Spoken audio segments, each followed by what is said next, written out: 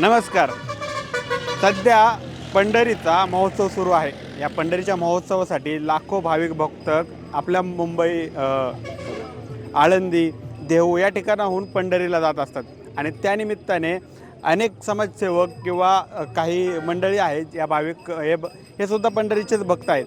ते या वारकऱ्यांची काळजी घेतात, त्यासाठी अनेक प्रकारचे अन्नदान करत असतात.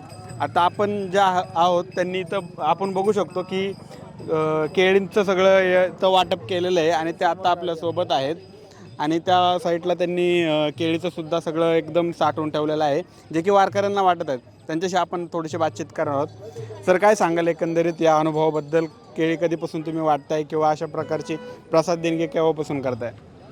नमस्कार. सर्वप्रथम माझं नाव मयूर मोरे आणि आम्ही सगळी मंडळी ही सगळी आम्ही कोथरूडवरून आलेलो आहोत.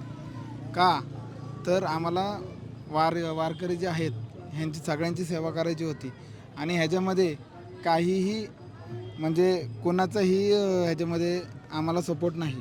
हे जे केलं आहे हे सगळं आम्ही आमच्या वैयक्तिक आणि स्वखर्चाने केलेलं आहे, की ह्याच्यामध्ये कुठल्या पॉलिटिशियनचा हात नाही का काही नाही. हे जे केलं हे सगळे आम्ही आमच्या पद्धतीने वारकरीचे आम्हाला सेवा करायची आणि त्यासाठी हे आमचं पहिलं वर्ष आहे की जे करून आम्ही सर्वांनी एकजूट होऊन आम्ही कोथरूडवरून आलेलो आहोत.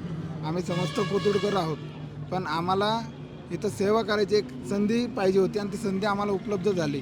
त्यासाठी आम्ही आज इथं सासवडमध्ये कमीत कमी एक 20,000 केळी या ठिकाणी आम्ही घेऊन आलो आहोत आणि त्याची आम्ही सेवा सगळ्यांना करत आहोत आणि तेच आम्ही सगळं दानधर्म करत आहोत.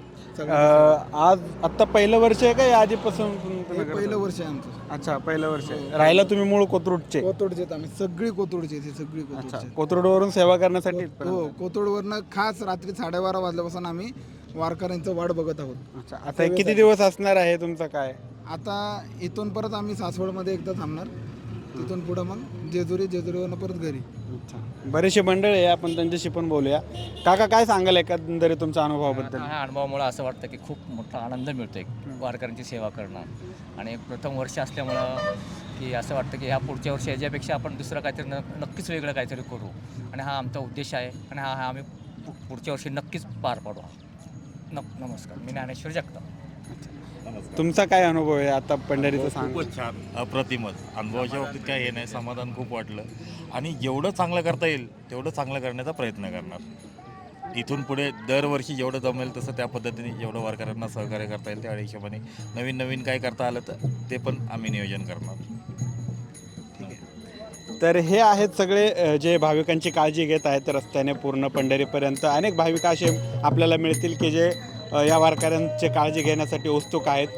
मी सनी ताटे, लोकतंत्र, सासवड.